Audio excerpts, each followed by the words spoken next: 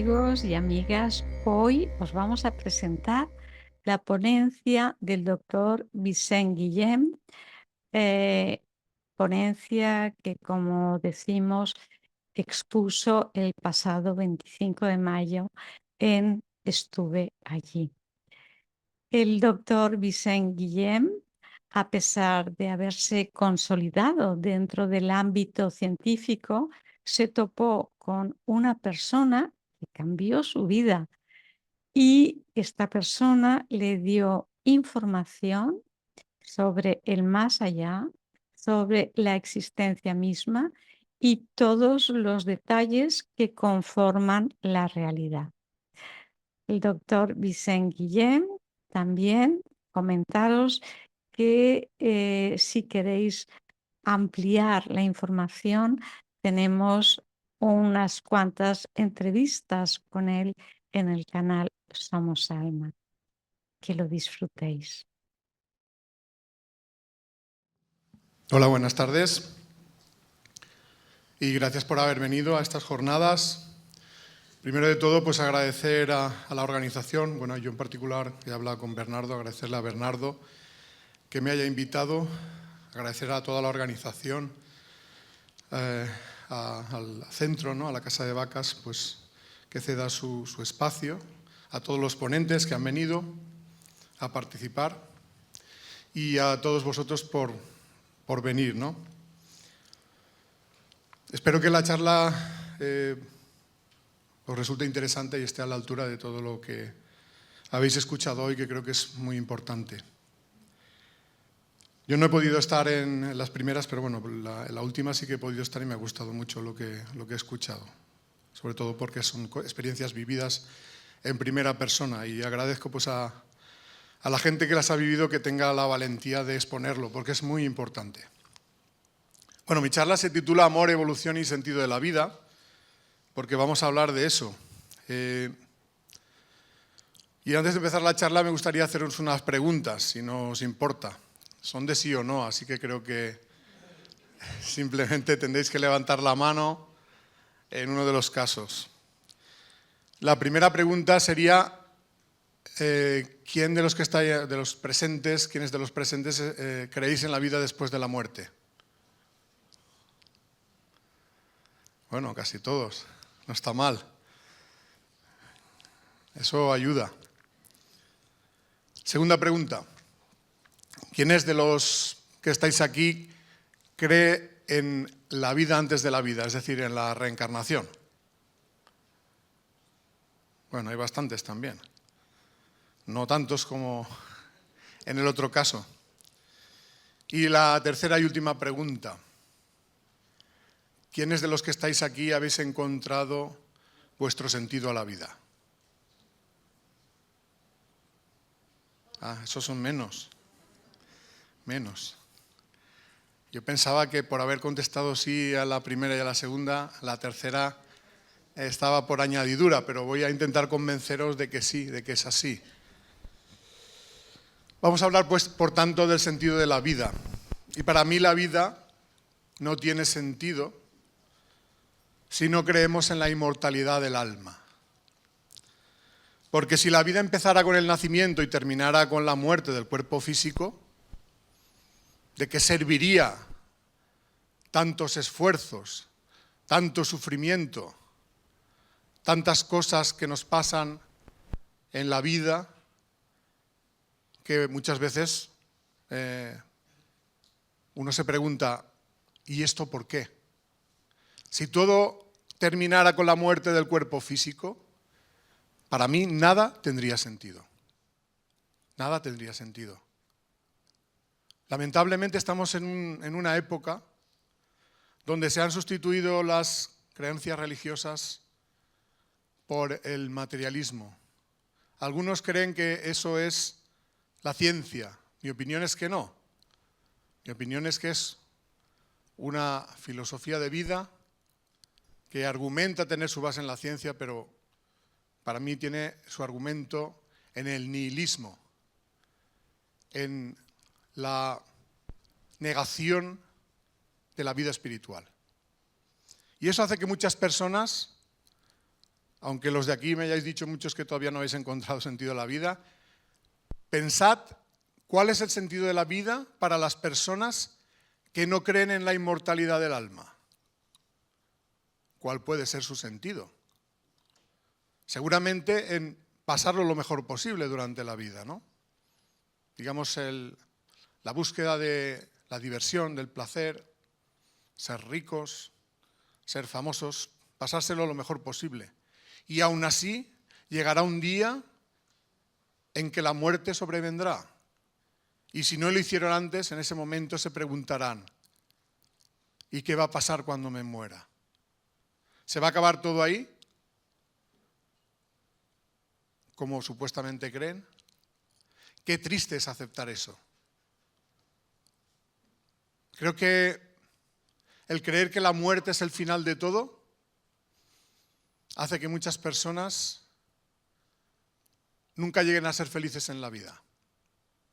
Y que cuando aparece cierta circunstancia de sufrimiento, la cual creen que no se puede superar, enseguida surge el deseo de quitarse la vida para acabar con ese sufrimiento, pensando que, muerta la conciencia, se acaba el sufrimiento. ¡Qué gran error! ¡Qué gran error! Lo acabas tú de decir y es muy cierto. El suicidio es el asesinato de uno mismo y espiritualmente es un gran error. Sin embargo, vemos como día a día el número de personas que se quitan la vida va aumentando. Gente mayor, gente joven, niños que se quitan la vida. Qué terrible es eso. Qué sociedad más enferma es esta en la que la gente solo encuentra como salida al sufrimiento la aniquilación de la vida.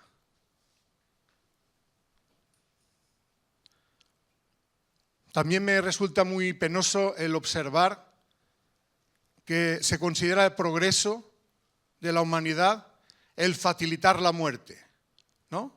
La eutanasia. Como si fuera un acto de benevolencia, de compasión, el ayudar a una persona que sufre a dejar de sufrir quitándose la vida. Eso es porque tenemos una concepción de la vida, como digo, o mucha gente la tiene nihilista. Pero qué gran error es la eutanasia. Porque aquel sufrimiento que uno cree evitar quitándose la vida, aunque sea de una manera legal, es un sufrimiento que tendrá que pasar en otro momento, en otra vida. ¿Y qué pasa con el aborto? ¿Qué pasa con aquel espíritu que intenta venir a este mundo y se le impide? Aunque no tenga voz, porque esos niños no pueden hablar, detrás de ellos hay un espíritu que sufre, porque intenta venir al mundo y no se le permite. Que sus propios padres intenten evitar que vengan a este mundo. Y eso, en este mundo, lamentablemente, se considera un avance. ¿Quién piensa en el derecho de los que todavía no han nacido? ¿Solo tienen derecho aquellos que asoman la cabeza cuando están naciendo? ¿Y qué pasa antes? ¿Por qué no tienen derechos? Porque tenemos una concepción nihilista de la vida. Mucha gente tiene esa concepción. Piensa que antes del nacimiento no existe la vida. Y la vida no es la vida del cuerpo, es la vida del espíritu. Y a partir del momento de la concepción, el espíritu se liga a ese cuerpo que va a nacer y a partir de ese momento todo lo que le hagas a ese cuerpo se lo estás haciendo a ese espíritu. Por eso si tuviéramos una concepción de la vida de tipo espiritual, cambiaríamos seguramente muchos de los ideales de nuestra vida.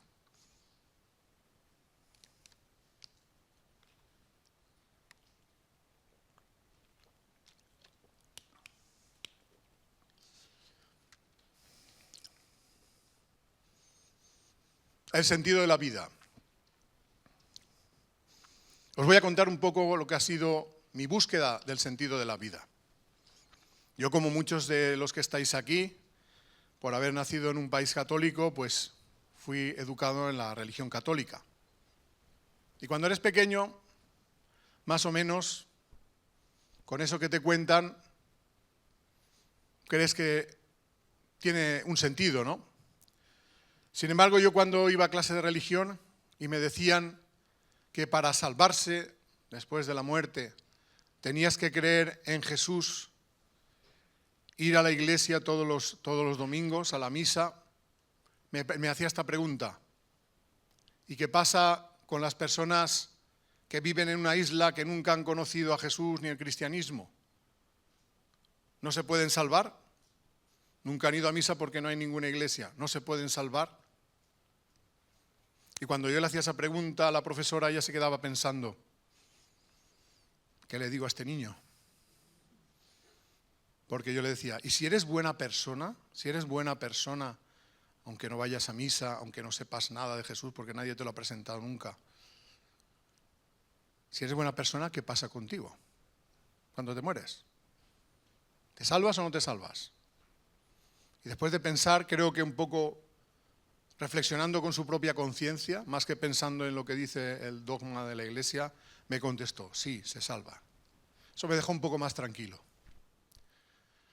Pero luego te vas haciendo mayor y te vas preguntando muchas cosas sobre la vida, ¿no? Cosas a las que no le encuentras sentido. Por ejemplo, yo me preguntaba, ¿por qué hay personas que viven muchos años, se mueren ancianas, y hay otras que viven poco tiempo? Gente que muere joven, incluso niños que mueren, incluso niños que nacen muertos. ¿Qué clase de experiencia han tenido esos seres? ¿Cómo se puede decidir su destino si solo hay una vida, si prácticamente no han vivido? ¿No? ¿Dónde van? ¿Al cielo? ¿Al purgatorio? ¿Al infierno? Bueno, al infierno pensaba que no porque no han hecho nada malo.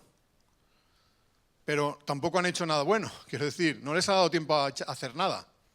¿Qué sentido tenían esas vidas? Una persona mayor puedes decir, bueno, ha tenido todo ese tiempo para vivir, pero una persona que muere joven, ¿qué tiempo ha tenido para vivir? ¿Y por qué se ha ido tan joven? ¿Depende de algo el que una persona viva más o menos tiempo? ¿O de qué dependen las circunstancias de la vida? Que una persona, por ejemplo, nazca con una enfermedad congénita, que va a hacer que su vida pues, sea una vida complicada, ¿no? Tanto la suya como la de su familia. O qué pasa con el niño que nace en una familia que no lo quiere, o en un lugar del mundo donde hay una guerra, o donde se pasa hambre. Solo por el mero hecho de nacer en ese lugar, va a tener una vida de sufrimiento. Mientras, en otro lugar del mundo, nace otro niño en una familia que lo quiere, en un lugar del mundo donde hay paz, donde hay prosperidad. Y solo por el mero hecho de haber nacido allí, su vida va a ser mejor. Si el principio de la vida fuera este, uno llega a la conclusión de que la vida parece favorecer a algunos y perjudicar a otros. Eso era una pregunta que yo me hacía, ¿no? Es que si hay un Dios, ¿ese Dios es injusto? ¿Tan injusto como para favorecer a unos desde el principio y perjudicar a otros desde el principio? Era algo que la Iglesia no me había resuelto. Otra pregunta que yo tenía, si existe un Dios, ¿por qué permite que pase en el mundo tanta cosa horrible, ¿no? Las guerras, los genocidios, asesinatos, violaciones que han ocurrido en el pasado, siguen ocurriendo en el presente y parece que de momento no vayan a terminar para un futuro próximo.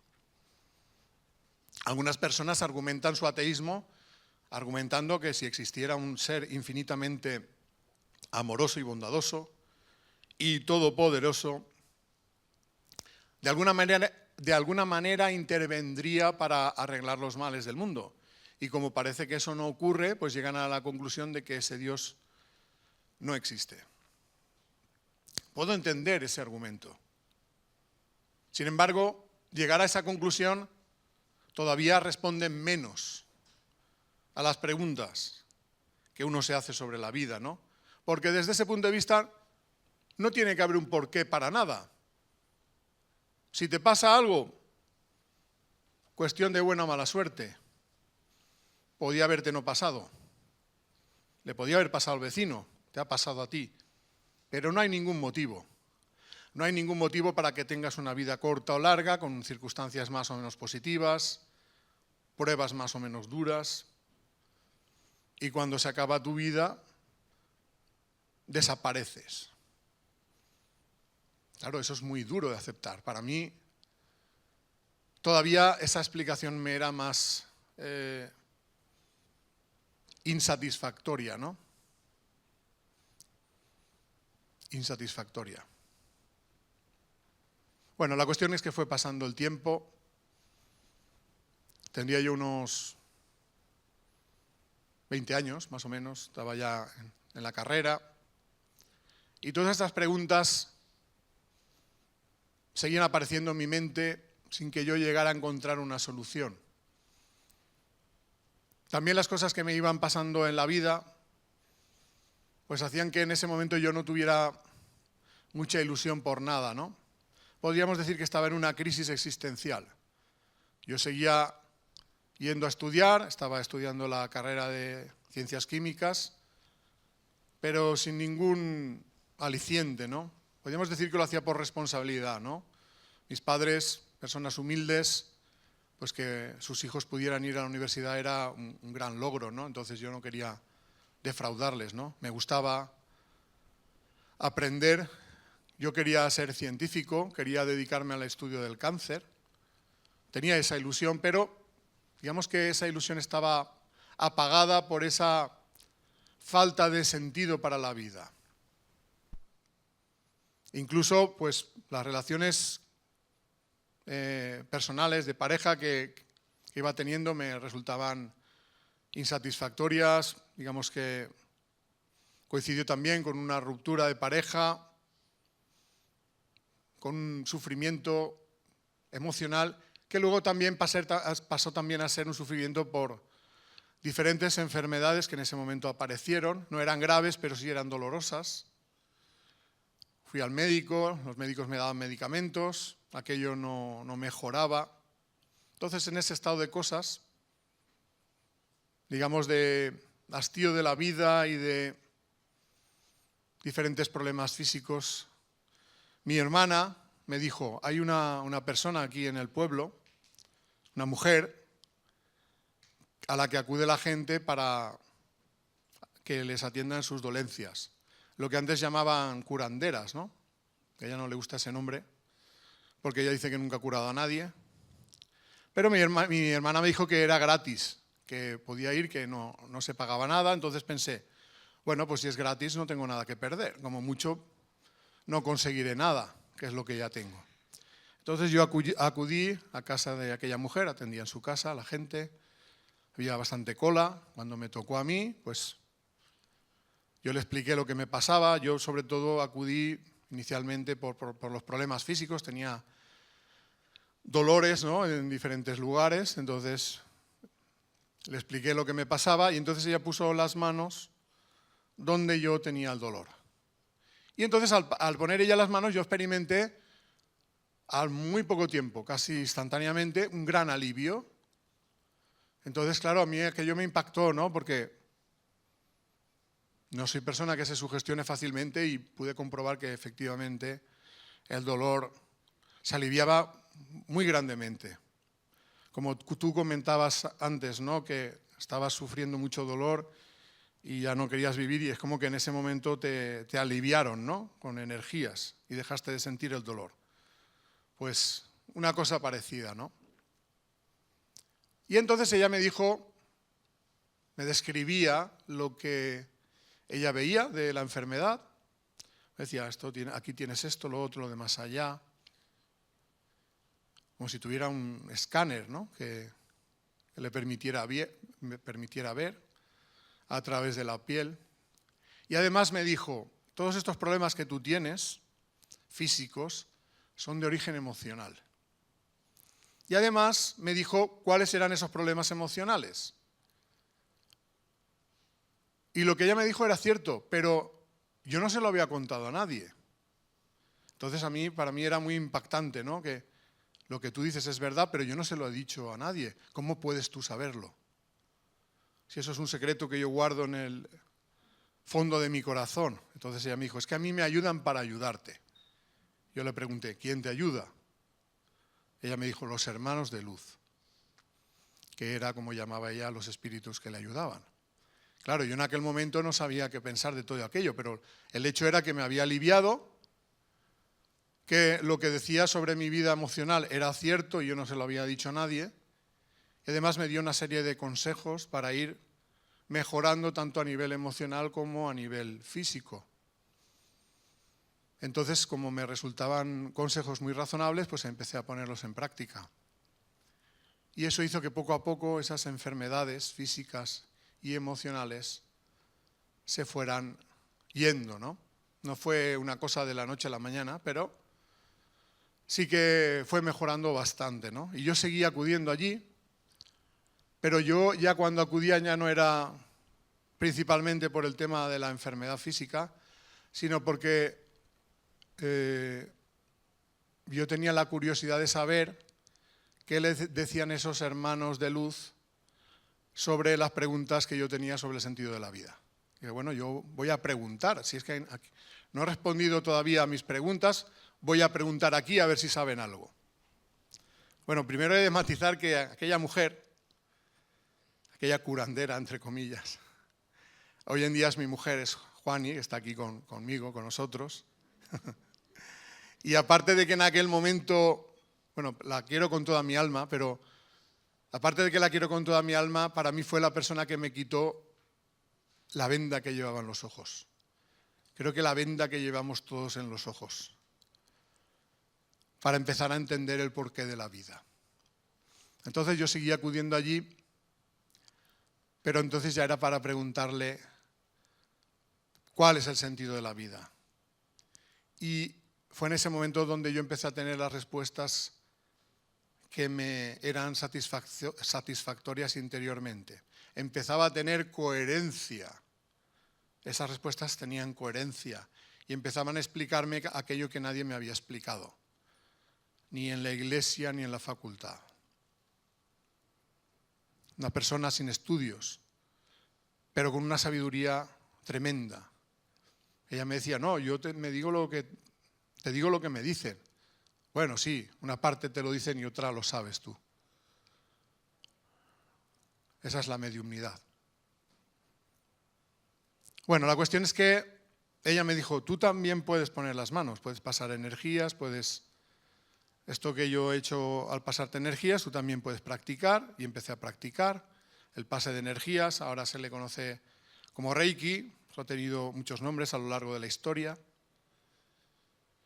y empecé a practicar con la gente, sobre todo de mi alrededor, y empecé pues a notar esas energías y a ver el efecto que tenía la gente. Y también me dijo, este contacto espiritual no es solo que lo tenga yo, lo tiene todo el mundo, lo que pasa es que la gente lo desconoce. No sabe que existen, por lo tanto, no lo desarrollan. Entonces me dijo, pues, cuál era la forma de empezar a desarrollar esa capacidad de contactar con esos seres hermanos del otro lado. Y entonces empecé a tener mis propias experiencias. La cuestión es que por una vía y por otra, tanto por lo que aprendía de lo que ella me decía, como lo que pude experimentar por mí mismo, y eso complementado además con lo que iba aprendiendo, por lo que iba buscando, ¿no? Quiero decir, ahí me ayudó mucho el conocimiento científico, ¿no? Porque me di cuenta que esa búsqueda la tiene todo el mundo y también los científicos buscan el sentido de la vida. Entonces, pues, sobre algunos temas me interesó mucho la lectura bien de libros, bien de artículos científicos que hablaban sobre los temas que he planteado en las preguntas, ¿no? ¿Hay vida más allá de la muerte? ¿Hay vida antes del nacimiento? Y justo en esa época en la que yo acudí, me había leído un libro un pequeño librillo que iba en una revista, seguramente conoceréis, ahora no sé si existe, pero en aquella época era muy conocida, que era el Muy Interesante, no sé si os acordáis. Bueno, pues esa revista llevaba un pequeño librito donde hablaba sobre vida antes de la vida y vida después de la vida. Y entonces recomendaba algunos libros, uno el de Raymond Moody, Vida después de la vida, y otro, uno de Helen Wambach, que se llamaba Vida antes de la vida. Entonces yo busqué estos libros y me los compré. Entonces cuando yo llegué allí, después de haber leído estos libros, resulta que lo que ella me estaba contando era más o menos las conclusiones a las que habían llegado estos investigadores a través de su experimentación, ¿no? O la recogida de testimonios de gente que había tenido esas experiencias, ¿no? Entonces pensé que aquel era un buen camino. Total, que al final, poco a poco, a través de todas esas charlas que teníamos y de las diferentes experiencias que íbamos viviendo, tuve una cantidad de información que a mí me ayudó a encontrarle sentido a la vida. Y pensé que era muy egoísta no compartirlo, ¿no? Si a mí me ha servido, puede ser que haya otra gente que también. Y entonces empezamos a hacer las charlas, primero sobre el origen emocional de la enfermedad, porque para mí muchas enfermedades físicas son consecuencia del sufrimiento emocional. Pero en realidad esa charla era como una antesala para poder hablar de algo que para mí era lo más importante, que es ¿qué hacemos aquí en este mundo, no? ¿Y qué pasa cuando nos morimos? Claro, si tú, en aquella época, si tú hacías una charla así, sin que nadie te conociera, y la titulabas, como se titula este congreso, pues ya sabías que iba a ir poca gente. Porque los prejuicios hacen que muchas personas juzguen sin profundizar, ¿no? Entonces, la mayoría de gente pues pensaba, esto es una secta o esto es raro, ¿no? Gente que está chalada. Esa era la visión que se tenía. Todavía hay gente que la tiene, ¿eh? No pensemos que es algo extraño.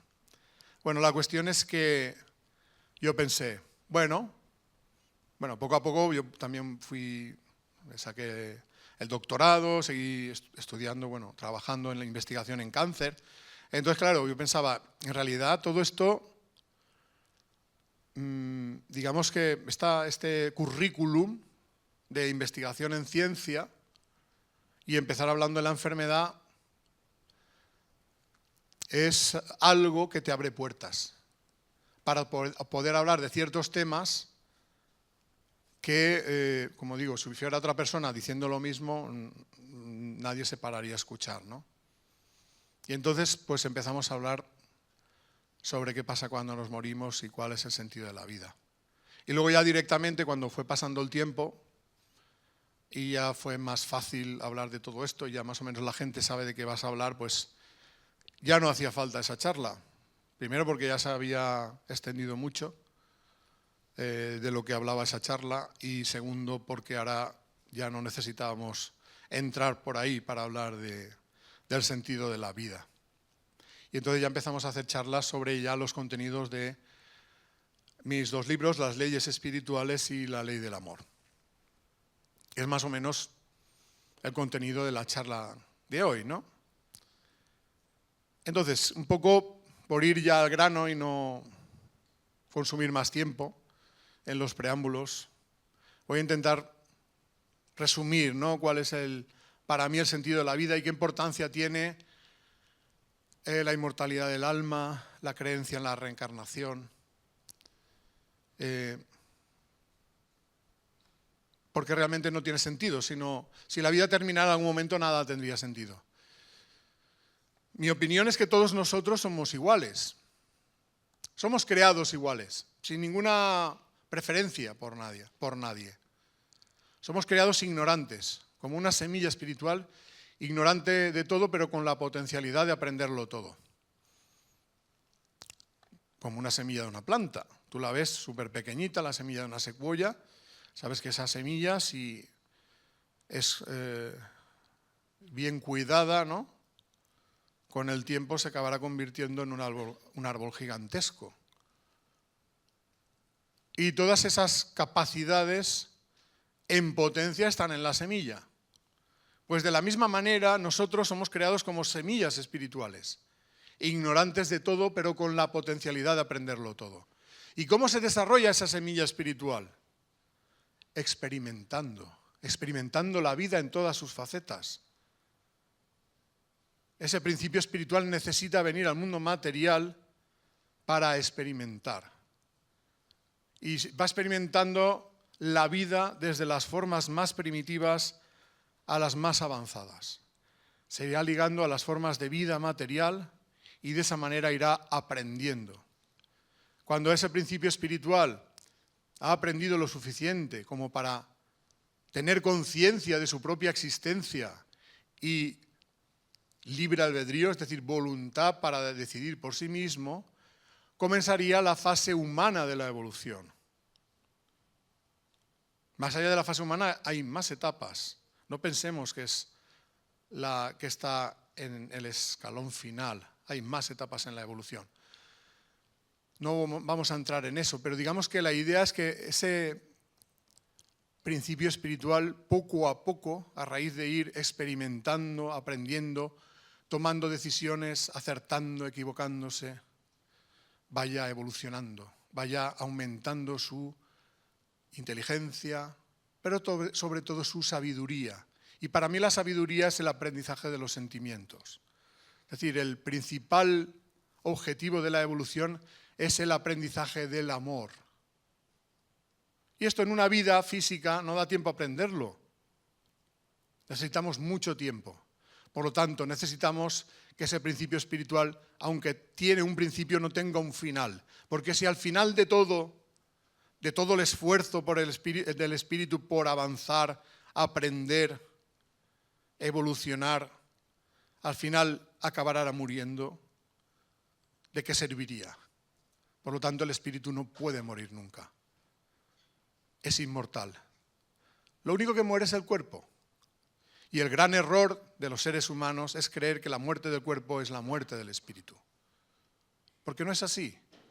Nosotros nacemos a la vida física y morimos en la vida física infinidad de veces. Nos pasamos el tiempo yendo y viniendo del mundo espiritual al mundo material. Mundo espiritual, mundo material. Mundo espiritual, mundo material. Sí, millones y millones de años. ¿Cuál es la diferencia entre los que estamos ahora aquí? El tiempo que llevamos evolucionando. Hay espíritus que fueron creados antes, otros después. Espíritus jóvenes, espíritus más viejos. Y el provecho que hayamos sacado de las encarnaciones. Hay espíritus que van más rápidos, espíritus que van más lentos. A veces se avanza en ciertas etapas más rápidamente, a veces más lentamente. Con lo cual, lo que nosotros somos en la actualidad es el fruto de nuestro trabajo en todas las vidas anteriores, de nuestro trabajo de evolución espiritual. De esta manera yo llegué a entender muchas de las cosas que he planteado al principio como interrogantes. Por ejemplo, ¿por qué un niño nace en un lugar del mundo, en una familia determinada, y otro lo hace en otra? Porque lo ha elegido él. Lo ha elegido, forma parte de su plan de vida y está enlazado con lo que ha pasado en las vidas anteriores. El propósito de ello es que le sirva para seguir aprendiendo. Por lo tanto, no nacemos casualmente en una familia determinada, en una parte del mundo determinada. Lo elegimos nosotros, nuestra familia, nos ponemos todos de acuerdo para intentar ayudarnos al máximo posible en las pruebas que cada uno ha elegido. Otra cosa es que luego lo cumplamos, porque muchos propósitos no llegan a cumplirse. ¿Por qué no llegan a cumplirse? Primero, por la falta de evolución de las almas. Todavía estamos impregnados de egoísmo. Y segundo, porque tenemos libre albedrío y tenemos capacidad de decidir. Con lo cual, tenemos derecho a equivocarnos, Y para eso está el mundo. ¿Por qué encarnamos aquí? Alguien podría preguntar, si hemos vivido otras vidas, ¿por qué no nos acordamos? ¿Por qué no tenemos recuerdos del pasado? Así sería todo mucho más fácil. Sería todo mucho más fácil, pero sería una evolución forzada. Forzada porque nos acordaríamos de toda la realidad del plano espiritual, nos acordaríamos de esos guías que nos ayudan y seguramente por no defraudarles, no estaríamos pensando en qué queremos nosotros, sino en qué es lo que creen nuestros guías que es lo mejor. Y eso haría que nuestra evolución no fuera libre, sino, digamos, forzada, ¿no? por la presencia de esos seres. Por eso es necesario que vengamos al mundo y olvidemos temporalmente el pasado, para que gocemos de un mayor grado de libertad. Eso no quiere decir que olvidemos las enseñanzas del pasado, porque si olvidáramos las enseñanzas, vendríamos aquí partiendo de cero y sería como dar vueltas en círculo. No serviría de nada. Cuando tú vienes aquí, vienes con el aprendizaje de otras vidas, aunque hayas olvidado temporalmente los recuerdos. Aunque ese olvido no es algo definitivo ni te tienes que morir necesariamente para acordarte. Hay gente que ha recordado otras vidas. Juanjo seguro que ha contado muchas cosas sobre eso. Quiere decir que sí podemos recordar otras vidas, pero eso no es a la carta. Muchas veces es primero que tú tengas la necesidad y la curiosidad de buscar y luego que se permita espiritualmente que tú accedas a determinadas cosas que te pueden ser útiles. Pensad que, aunque nosotros pensamos que recordarlo todo sería positivo, yo os planteo la siguiente cuestión. Imaginad si pudiéramos, si nos parece que en esta vida hemos sufrido mucho, yo os aseguro que en las otras vidas anteriores ha sido bastante peor, porque la vida en el pasado era peor en el mundo. Imaginad si pudierais recordar todo el sufrimiento de todas las vidas. Si por 4 cosas que nos pasan aquí ya estamos que no tenemos ganas de vivir, estaríamos totalmente traumatizados por el pasado. Por eso a veces el olvido es como una terapia, para que nos podamos centrar en las pruebas del presente. Cuando lleguemos allí, al mundo espiritual de nuevo, iremos recordando nuestro pasado, y iremos encajando todas las piezas, y nos daremos cuenta que el argumento de esta vida no empieza en esta vida, sino que sigue con el argumento de las vidas anteriores. O sea que nuestra vida no es una película, es un episodio de una serie muy larga, un culebrón diría yo, porque tiene muchos capítulos. El problema que nosotros tenemos es que solo estamos viendo este capítulo y no entendemos el argumento de lo que va pasando. Teníamos que ver por lo menos un resumen de lo que ha pasado en los capítulos anteriores y veríamos que esto que está pasando ahora enlaza con el argumento del pasado. Y que todo eso tiene un propósito bueno, que vayamos aprendiendo, desarrollando nuestra capacidad de amar. Por eso, si yo tengo que responder a la pregunta ¿cuál es el sentido de la vida?, yo os diré que la vida de todos nosotros tiene el mismo sentido, que es experimentar el amor para ser felices. Cada uno en el punto en el que está. Ser capaz de desarrollar la capacidad de amar y eliminar el egoísmo. Cuando tú vas dando esos pasos, tu felicidad va aumentando. Aunque a veces las pruebas son duras en la vida. No pensemos que esa felicidad va a llegar inmediatamente. Pero sí que es bueno que intentemos, cada cosa que hacemos en la vida, que nos deje con la conciencia tranquila. Cuando a mí me preguntan, todo eso que dices está muy bien, pero yo no he encontrado todavía mi propósito, ¿qué tengo que hacer en particular? Yo les digo, tener la conciencia tranquila cada día que te vas a dormir. Cuando te acuestes en la cama, intenta tener la conciencia tranquila. Si no la tienes, busca por qué y resuélvelo. Y cuando tú vayas haciendo esos pasos, poco a poco, el camino que va después lo irás descubriendo. Creo que el error está en enfocar el sentido de la vida pensando en que tenemos que conseguir ciertos objetivos, ¿no? Como tener una determinada carrera, una profesión, ser una persona que gane mucho dinero, éxito, ser sexy para ligar más. Todo eso son objetivos materiales. No es ningún objetivo espiritual.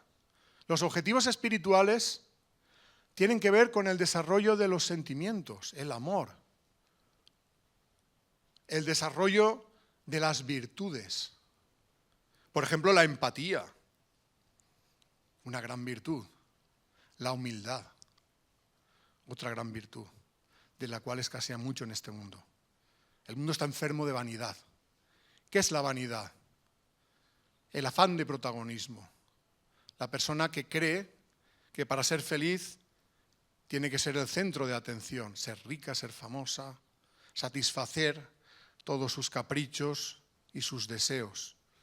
Ese es el gran mal del mundo, entre otros. Es el egoísmo el mal del mundo, es el egoísmo el mal del alma. En eso nos tenemos que centrar.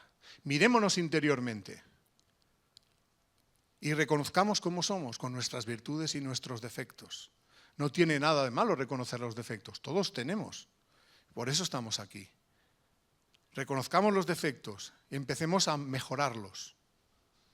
No dejemos que nos lleven al huerto esos defectos, sino empecemos a reconocerlos y decir, no quiero ser así, no quiero tener este defecto, voy a luchar para deshacerme de él. ¿Cómo se hace eso? Pues en la lucha del día a día. Si yo, por ejemplo, soy una persona, que lo soy, ahora menos, pero con un temperamento fuerte, ¿no? Así, con mala leche, por decir de alguna manera,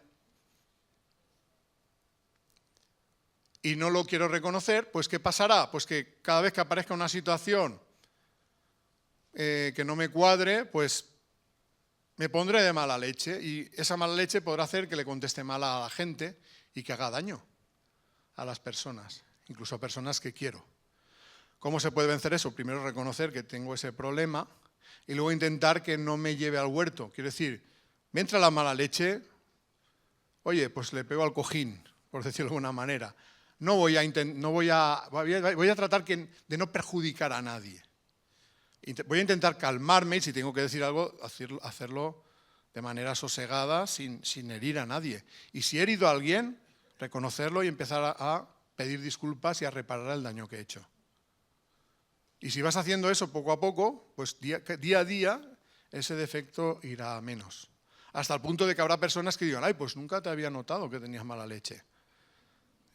Porque la procesión va por dentro, pero ahí está. Y no es fácil cambiar interiormente. Pues así con todos los defectos. Así es como se avanza. Si al final de la vida has conseguido eliminar parte de esos defectos y has podido desarrollar al mismo tiempo un poquito de amor, ya te puedes dar con un canto los dientes. Porque no es fácil, pero es grato. Es grato porque eso te va haciendo ser cada vez mejor persona. Y eso te permite gozar de la auténtica felicidad, que es aquella que proviene de experimentar el amor. Eso hasta que no se experimenta no se sabe. La persona que ha experimentado el amor ya sabe que no hay nada, ningún objetivo material que pueda dar la felicidad que da ese sentimiento.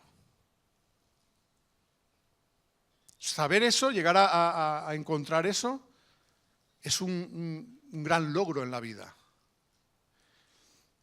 Y si te das cuenta de eso, ya encuentras sentido a todo. ¿Por qué no viene Dios a arreglar los males del mundo? Esa era otra de las preguntas que estaba por ahí pendiente. Pues porque Dios nos permite que experimentemos con libertad en este mundo y que seamos nosotros los que cuando nos demos cuenta de nuestros errores los reparemos. Porque si Dios viniera a arreglar los males del mundo, ¿cómo podríamos avanzar? Imaginemos que ahora viene, ¿no? Ve cómo están las cosas y dice, uy, aquí hay un problema muy grave, hay una gran desigualdad, un gran egoísmo. Voy a coger todas las armas, las voy a destruir, voy a recoger toda la riqueza del mundo y la voy a repartir a partes iguales. Y seguro que con eso a nadie le falta de nada. Después de hacer eso, Dios se va, dice, bueno, ya está el problema arreglado, tal y como Él lo ve. Pasan 50 años y dice, voy a ver cómo les va a los de la tierra, que no me quedo tranquilo. Y entonces vuelve a la tierra y se da cuenta que no está igual, está peor que la última vez que vino. ¿Por qué? Porque aquel que es egoísta ya se las ha ingeniado para quitarle el montoncito a todos para hacer el suyo bien grande, ¿no? Y tener ahí, como los piratas hacían, ¿no? En las islas del Caribe, ¿no? Los paraísos fiscales de hoy en día, su tesoro ahí guardado, que ni en 1000 años se gastarían, pero ¿y el gusto que da el quitárselo a los demás? Entonces, ¿cuál es el problema? El egoísmo del ser humano. Y hasta que el ser humano no sea él mismo el que lo cambie, si viniera Dios diríamos, ya está aquí el pesado este a joderme la vida, ¿no? Che, con lo que me había costado a mí el hacerme esta riqueza, soy yo un hombre de éxito, nadie me ha regalado nada. Todo esto, este imperio lo he construido yo y ahora viene este y me lo quita. Le tendría manía a Dios. Mucha gente le tendría manía, porque ser generoso, compartir, no ser codicioso, tiene que nacer del alma. No se puede imponer, tiene que nacer del alma. Por eso tenemos que ser nosotros los que lleguemos a esa conclusión. Y por eso estamos en el mundo, para experimentar las consecuencias de nuestros actos. Porque hay una ley que se llama la ley de la justicia espiritual, que dice básicamente que lo que haces a los demás, te lo estás haciendo a ti mismo. O sea que, aunque tú no creas que eso vaya a pasar, todo eso que estás haciendo te va a venir de vuelta, como si fuera un boomerang, ¿no? Imaginad que uno lanza un boomerang, para eso que vuelva tiene que lanzarlo bien, pero la ley de causa y efecto vuelve, ahí siempre vuelve. Y puede tardar un rato y pensar que no va a volver, te giras y ¡pum! Me ha dado en la cabeza el boomerang. Eso nos pasa a nosotros. Que a veces vienen ciertas cosas en nuestra vida que son consecuencia de algo que pasó en una vida pasada. ¿No decía Jesús se cosecha lo que se siembra? Si solo hubiera una vida, llegaríamos a la conclusión de que eso no es cierto. Porque mucha gente siembra mal, pero no cosecha el mal que ha sembrado. Y es que la justicia espiritual necesita su tiempo, se toma su tiempo. Y tal vez la siembra es en esta vida, pero la cosecha viene en una vida posterior. ¿Cuándo viene? Cuando uno lo decide.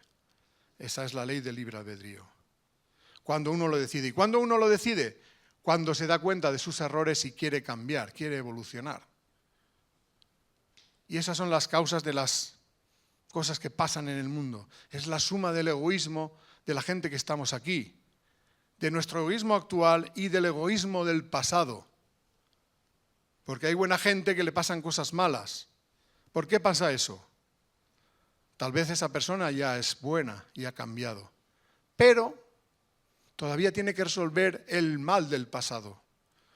Porque las cosas malas que hacemos se resuelven no solo con el arrepentimiento, sino con la reparación. Y ahí vienen las pruebas duras de la vida. Por lo tanto, intentemos ver la vida de una forma diferente. Si nos pasa algo duro, fuerte, doloroso, no lo veamos como algo negativo, sino como una oportunidad de aprendizaje. Antes de venir a este mundo ya sabíamos cuál era esa prueba. La pedimos nosotros. Y ahora lo que tenemos que intentar es enfrentarnos a ella y superarla con la mayor entereza. Y así es como iremos evolucionando. Y tarde o temprano, la deuda irá desapareciendo.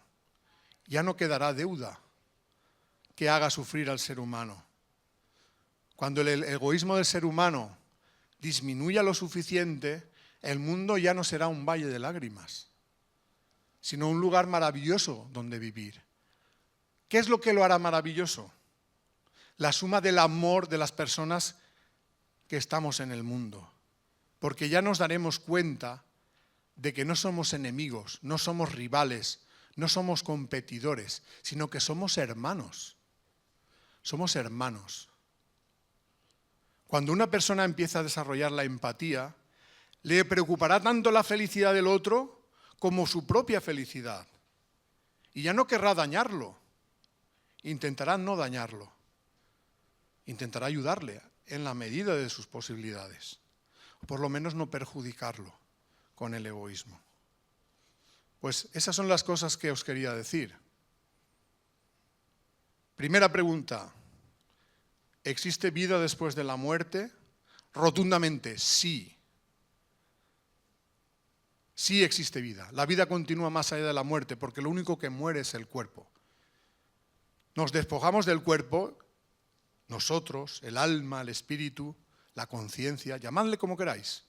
Nuestra esencia se despoja del cuerpo físico, que es un vestido gastado, para regresar a la vida en el plano espiritual, que es la verdadera vida, la auténtica. Hay muchas pruebas de ello. Aquí se han contado testimonios.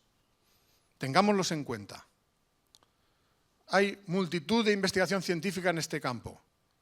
Ya no pueden decir, la ciencia dice que después de la muerte se acaba todo. La ciencia está hecha por científicos, por gente. Y unos piensan una cosa y otros piensan otra. Y llegan a conclusiones diferentes observando los mismos hechos. Y hay muchos que, viendo los hechos, se han rendido a la evidencia. La evidencia dice que existe la vida después de la muerte. ¿Que tú quieres pensar que no? Cada uno tiene su libre albedrío. Pero ya hay muchas evidencias.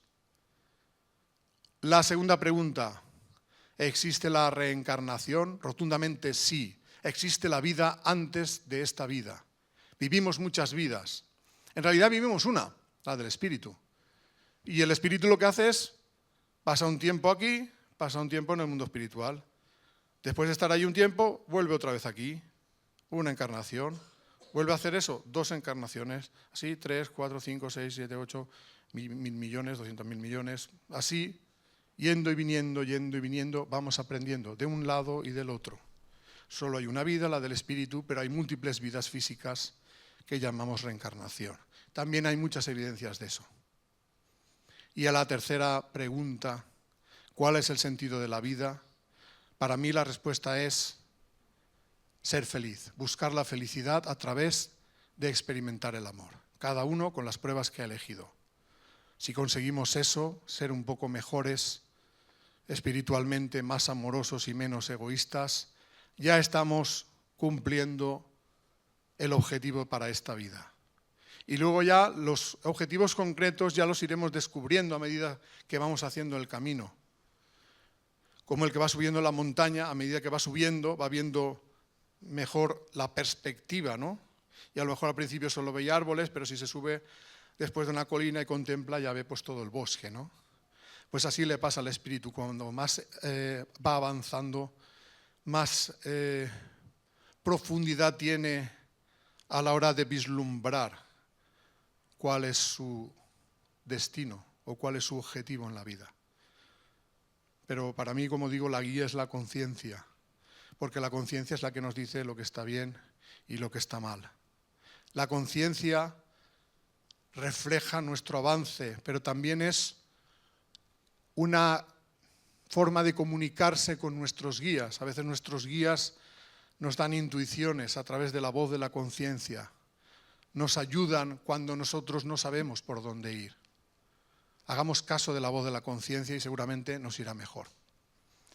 Y ya por mi parte, acabar simplemente comentándoos que si queréis conocer más de lo que os he hablado, podéis descargar mis libros en internet. Podéis buscar en Google, poner mi nombre, Vicent Guillem, y el nombre del primer libro, Las leyes espirituales. Eso seguramente os llevará a mi blog, ahí se pueden descargar gratis los libros. Tenemos libros en formato papel, pero lamentablemente las condiciones de la sala no permiten la venta de los libros. Aún así, si alguien quisiera tenerlo en formato papel, pues se pueden acercar con algún compañero y en el coche tenemos y pues, pueden conseguirlo. El precio es 2 euros, con eso pagamos los gastos de la imprenta no hay ánimo de lucro. Y por último, comentaros un poquito sobre las dos películas que hemos hecho, por si acaso las queréis ver. Las podéis ver en YouTube gratuitamente. Si ponéis en YouTube El profeta del desierto, ¿vale?, seguramente os llevará a las dos películas. La primera es El profeta del desierto, la segunda El profeta del desierto 2, María de Magdala. ¿De qué van las películas? Pues van, pues como sugiere el nombre de la segunda película, pues están ambientadas en la época de Jesús y cuentan la vida de Juan el Bautista y de María Magdalena. Pero no desde la perspectiva de la religión, sino una perspectiva más abierta, como la que hemos expuesto aquí, desde un punto de vista espiritual. ¿Por qué hemos hecho las películas? Porque pensamos que lo que pasó en aquella época no ha sido realmente conocido tal y conforme ocurrió.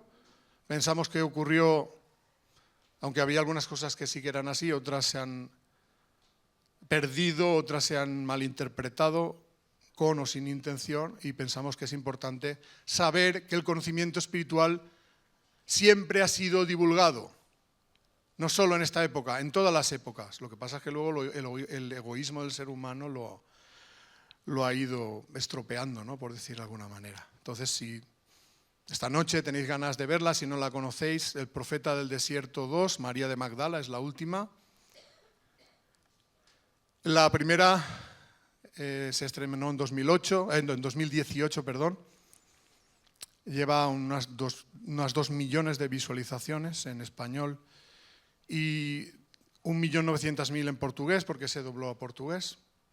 Y esta segunda está bastante mejor que la primera, lleva menos visualizaciones porque se estrenó en diciembre de 2023, pero os la recomiendo mucho porque creo que, aparte del mensaje espiritual que lleva, es una película que al quien le gusta el cine creo que le va a emocionar, ¿no?, porque es una película de sentimientos. Y mucha gente que la ha visto se ha hinchado a llorar, pero no por tristeza, ¿no?, es por emoción, ¿no?, aunque también es verdad que ocurren cosas duras, ¿no? Entonces, yo por mi parte ya daros las gracias por vuestra atención, dar de nuevo las gracias a todo el equipo, ¿no?, que ha preparado este congreso, y pues ahora ya creo que os doy paso a la compañera que ha presentado todo el evento para que ya os diga lo que va a pasar ahora. Muchas gracias a todos.